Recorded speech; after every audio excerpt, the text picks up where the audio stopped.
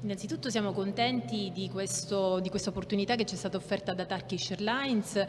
perché a nostro avviso è l'opportunità della Sicilia in questo momento. Essendo la quarta compagnia al mondo con un maggior flusso di collegamenti e quindi con la possibilità, grazie anche allo scalo di Istanbul, di portare turisti qui da noi, abbiamo colto subito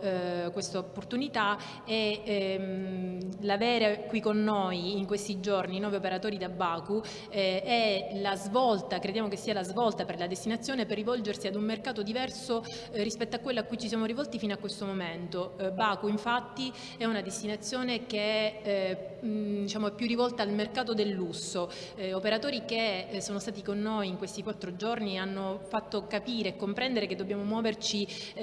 verso un altro modo di lavorare e di promuovere il turismo. Quindi Sicilia non soltanto cultura, vino, cibo, sole, mare, ma Sicilia legata al mondo congressuale, che è quella a cui si rivolge Sicilia Convention Bureau,